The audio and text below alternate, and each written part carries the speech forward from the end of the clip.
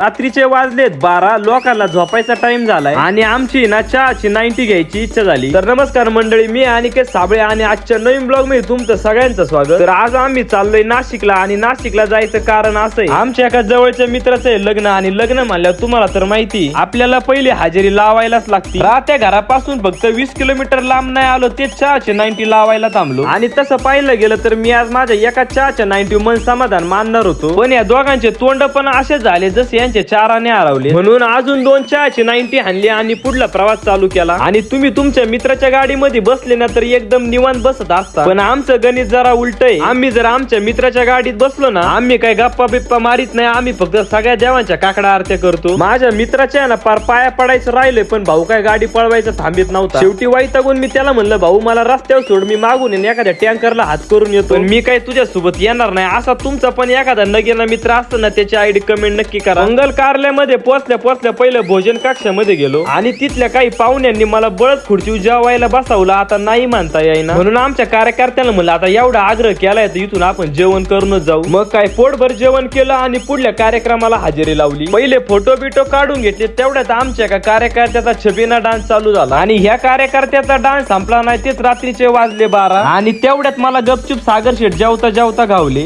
अरे वरण काय दिलं आणि त्याच्यात त्यांच्या जेवणाचा झालता भला मोठा लफडा. वरणाच्या जागी त्यांना आमटी आली आणि आमचे सागर शेठ जरा भामटे झाले. आणि तुम्हाला तर माहिती सागर शेठला पार कशावर काय दिलं तरी सागर शेठ जेवायला काही सुट्टी देत नाही. रात्री 12 वाजता आमची चहाची 90 घ्यायची इच्छा झाली आणि त्यात आमचं नशीब पण पांढरा. का तर आचार्याला म्हणलं चहा बनवा तर आचार्य म्हणला दूधच नाही. पण तुम्हाला तर माहिती आपण राहणार नगरचे साधे भोळे. आचार्याला म्हणलं भाऊ कोरा ठेव, पण ठेव भाऊ. असं म्हणल्यावर आचार्याने आमच्या ताब्यात डायरेक्ट साखरेचं पोत दिलं आणि आम्हाला म्हणलं हे भांडे तुम्ही रातभर इकडे चहा उकळीत बसा. आणि तुम्हाला पण चांगलं माहिती साबळे आचार्यांच्या हाताला चौकशी आणि त्यात साबळे आचार्यांना कामाचा लय लोड नको म्हणून इथं खुडदे आचार्य नवीन आणला होता.